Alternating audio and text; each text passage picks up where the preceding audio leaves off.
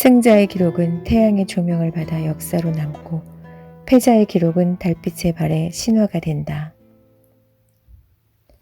소설가 이병주가 남긴 명언이다. 나는 이 말을 좋아한다. 특히 역술계의 고수들의 삶과 그들이 남긴 행적을 추적할 때마다 이 말이 오버랩되곤 한다. 사주팔자를 통해 염라대왕의 비밀스런 장부를 훔쳐보아야 하는 역술가의 삶이라고 하는 것이 태양의 조명을 받는 양지의 삶은 분명 아니다. 태양보다는 어슴푸레한 달빛에 익숙해져야 하는 음지의 삶이라고 보아야 한다. 그러다 보니 역사의 전면에 나서지 못하고 항상 이면에서 머물러야 하는 숙명을 지니고 있다. 음지의 삶이 지닌 애화는 활자로 남겨진 기록을 가질 수 없다는 점이다. 개개인의 깊숙한 사생활을 다루는 업무 성격상 외부에 공개할 수 없는 내용들이 많다. 그러다 보니 오로지 떠돌아다니는 이야기로만 후세에 전해질 뿐이다. 사람들 사이에서 떠돌아다니던 이야기들이 뭉쳐 세월의 이끼가 쌓이면 신화와 전설의 영역으로 넘어가는 것 아니겠는가. 근래 한국 명리학계의 빅3 가운데 도계 박재환, 재산 박재현의 행적을 추적하다 보면 흥미진진한 이야기들이 발견된다. 박재환과 박재현 공통점은 둘 다 박씨라는 점이다. 한국에는 역대로 박씨성을 가진 사람들 가운데 긴 달사가 많이 배출되었다. 신라의 시조 박격거세로부터 시작해서 조선조 창업에 깊숙이 관여했던 무학대사가 속성이 박씨였다. 그런가 하면 계룡산 신도안의 바위에 새겨져 있던 풍수도참의 글씨도 불종불박이다. 박씨 가운데서 미륵불이 나온다는 예언이다. 이로 인해서 계룡산에 박씨성을 가진 도사들이 엄청나게 몰려왔었다.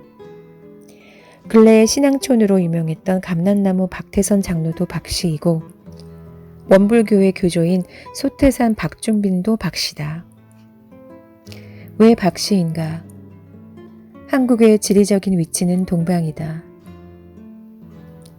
동방은 오행으로 따지면 목의 방향에 속한다. 박에는 나무 목이 들어가 있다. 따라서 동방의 나라에 부합되는 성씨는 박씨라고도 해석할 수 있다.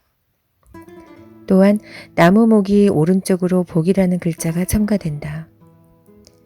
복자의 의미는 점친다는 뜻이다. 고로 한국에서 배출되는 영능력자 가운데는 박씨가 많을 수밖에 없다는 설이다. 필자에게 풍수를 전해준 선생님의 성씨도 공교롭게 박씨였는데 언젠가 그 선생님하고 토론 끝에 내린 결론이 한국에서는 나무목이 들어간 성씨인 박씨와 이씨를 주목해야 한다였다. 자기 죽는 시간까지 알았던 박재환. 박재환은 1903년에 태어나 1992년에 사망했으니까 90세의 장수를 누렸다. 90세의 장수를 누렸기 때문에 도계는 많은 사람들을 접할 수 있었다. 고관 대작과 기업가로부터 일반 서민에 이르기까지 다양한 계층 사람들의 사주를 보았다. 위세 있는 고위 관료와 사업가치고 그에게 사주를 보지 않은 사람이 없었다. 그만큼 적중률이 높았다. 그가 남긴 저술로는 명리요강, 명리사전과 사후에 그의 제자들이 간행한 명리실관이 있다. 명리요강은 명리의 핵심 원리들을 요약한 책이고 명리사전은 그 원리들을 사례별로 풀어놓은 책이다. 특히 명리사전은 일본의 추명학자들이 1어로 번역본을 내자고 2번이나 요청했던 명저이기도 하다. 하지만 완강하게 거절했다고 한다. 한국 명리의 노하우가 일본으로 흘러가는 것을 원하지 않았기 때문이다. 명리실관은 도계가 직접 사람들을 상대하면서 사주를 본 임상 기록이다. 이것을 보통 간명지라고 부른다. 수제자인 유충엽이 한문으로 된 간명지를 해석한 것이 명리실관이다. 사주에 대한 적중률도 적중률이지만 박재환의 인품도 남달랐다. 담백무욕해서 별다른 욕심을 부리지 않았다. 명성이 높아지고 적중률이 높아질수록 돈에 욕심을 내기 쉬운 법인데 그는 돈 문제에 담백했다고 전해진다. 그만큼 단순한 술객의 차원이 아니라 내면 수양에도 어느 정도 성취가 있었던 인물이었다. 그는 1992년 사망했을 때도 그냥 가지 않고 후학들에게 감동적인 일화를 하나 남기고 갔다. 바로 자신이 사망할 날짜와 시간을 미리 정해준 일이다. 죽음을 귀천이라 했던가. 운명의 이치를 다루는 명리학자 입장에서 볼 때는 이 세상에 태어나는 날짜도 정해져 있듯 죽는 날짜도 정해져 있다고 본다. 정해진 그 날짜에 하늘로 돌아가야만 끝맺음을 제대로 한 것이다. 귀천 날짜에 가지 않으려고 바동거리는 모습도 과히 바람직스럽지 못하다. 갈 때는 가야 한다. 이 이치를 박재환은 몸으로 직접 보여주었다. 그는 임종의 즈음에서 자식들에게 자신의 귀천 날짜와 시간을 미리 예견했다. 그리고 자식들에게 신신당부했다. 정해진 그 날짜와 시간에 자신이 하늘나라로 무사히 돌아갈 수 있도록. 그러므로 절대로 자신에게 링거 주사를 꽂지 말아달라는 당부였다. 링거 주사를 맞으면 인위적으로 얼마간 생명을 연장할 수 있겠지만 그것은 하늘의 법도를 어그러뜨리는 일이 된다.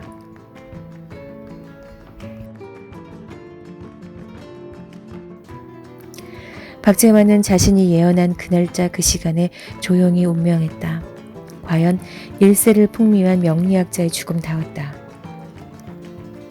도인은 마지막 세상을 떠나는 순간의 즈음에 일생 동안 닦은 내공을 한 초씩 보여주는 법이다.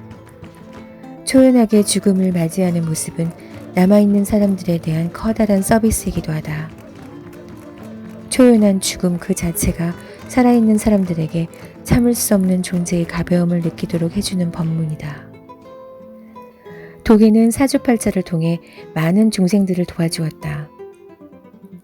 사업이 부도나 자살하기 일보 직전에 찾아온 사람들에게는 몇 년이 고비니 이 고비만 넘으면 좋은 운이 찾아온다. 그때까지만 어떻게 해서든 참아봐라 라고 하든가 남편이 몰래 바람을 피워 숨겨놓은 자식이 있다는 사실을 알게 된 부인이 찾아와 하소연하면 팔자소관이러니 하고 넘어가라. 그렇지 않으면 이 시점에서 어떻게 하겠는가. 이혼하는 것보다 낫다고 생각하라고 위로했다. 명리학자였던 도계는 그러한 고충을 지닌 수많은 사람들을 위로하고 안심시켰다. 팔자소관으로 돌려라. 지금만 버티면 다음에 좋은 때가 온다. 기다려라. 가 상담의 기본이었다. 엄청난 불행을 당한 사람에게 무슨 이야기로 위로할 것인가. 그 해답은 주님의 섭리로 모든 것을 받아들이든가 팔자소관으로 받아들이는 방법밖에 없다.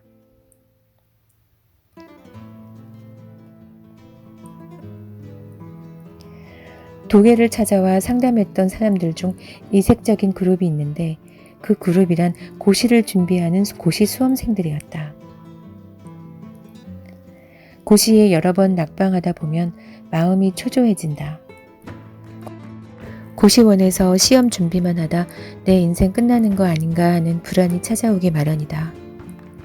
이런 연고로 해서 고시생들이 사주팔자를 많이 연구한다. 낙방을 거듭했던 고시 수험생이 어느 날 도계를 찾아와 물었다. 저 아무래도 고시 공부 집어치워야 할까 봐요. 아니네, 이 사람아. 자네는 고시에 합격할 운이 있네. 한 2년만 더 참고 공부하면 그때 합격할 것이네. 그때까지 참고 기다리소. 아닌 게 아니라 2년 후 그 수험생은 고시에 합격했다. 합격하고 나서 이 수험생은 사주팔자라는 것이 도대체 무엇인가에 의문을 품고 고시 공부하듯이 명리학 서적들을 독파했다. 그러고 나서 쓴 책이 바로 사주정설이라는 책이다. 고시 합격자가 핵심 원리만 뽑아 정리했기 때문에 보기에 일목요연하고 부피도 얇아 초입자가 공부하기에 좋은 책이다. 사주정설의 저자는 백영관으로 되어 있다. 그러나 이 이름은 저자의 실명이 아닌 가명이다. 사주 정서를 집필할 때 저자는 현직 검사로 재직하고 있었다. 현직 검사가 실명으로 사주팔자책을 저술한다는 것은 여러모로 모양새가 좋지 않다고 판단해 부득이 가명으로 책을 낸 것이다.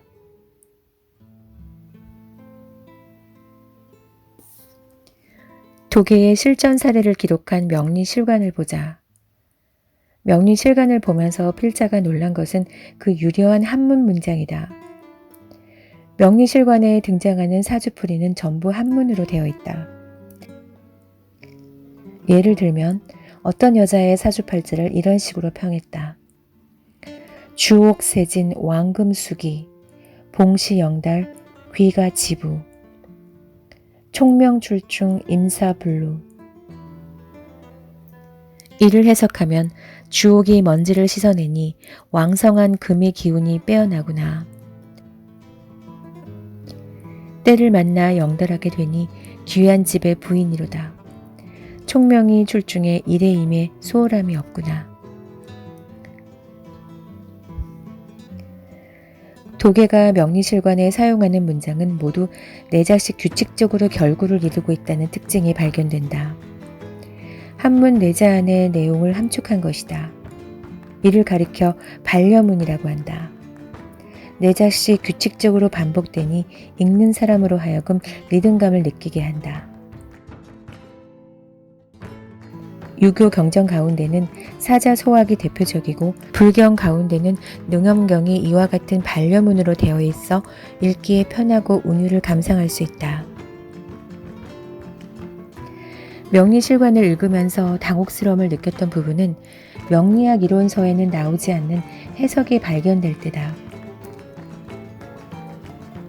예를 들면 경호, 기축, 무진의 여자 사주를 다음과 같이 해석한다. 40세에 이르니 모든 사람들이 신뢰하고 존경한다. 43세, 44세는 구리기둥에서 존벌레가 생기는 격이라 믿는 곳에서 피해를 입으니 이 역시 운수소관이다. 43세, 44세에 구리기둥에서 존벌레가 생기는 격과 같은 해석은 필자로서는 불가능한 대목이다. 명리학 이론서 가지고는 해석해낼 수 없는 부분이다. 필자의 과문 탓인지는 모르겠지만 어떻게 43세, 44세에 구리기둥에서 존벌레가 생긴다고 해석할 수 있었을까? 이론서에서는 발견할 수 없는 대목이다. 명리실관을 읽다 보면 도처에서 이처럼 불가해한 부분이 발견된다. 그래서 내린 결론이 이는 명리학 이론서에서 나온 말이 아니라 도계가 지녔던 독특한 영감 내지 직관력에서 나온 해석이라고 여겨졌다. 사주 공부는 첫째 이론서를 섭렵하고 둘째 실전 문제를 많이 풀며 셋째 직관력을 갖추어야 한다. 직관력이란 영적인 힘을 가리킨다. 사주 내공의 완성 단계는 직관력이다. 이것이 없으면 최후 5%에서 오차가 발생할 수 있다. 이것이냐 저것이냐 해석이 아주 모호한 상황에서 이것이다 하고 판정할 수 있는 힘은 직관력이다. 역사도 결국 자료가 아니라 그 자료를 어떻게 해석해내느냐에서 평가가 좌우되지만 사주도 마찬가지다. 같은 8글자를 보고도 보는 사람의 능력과 관점에 따라 정반대로 해석해낼 수 있다.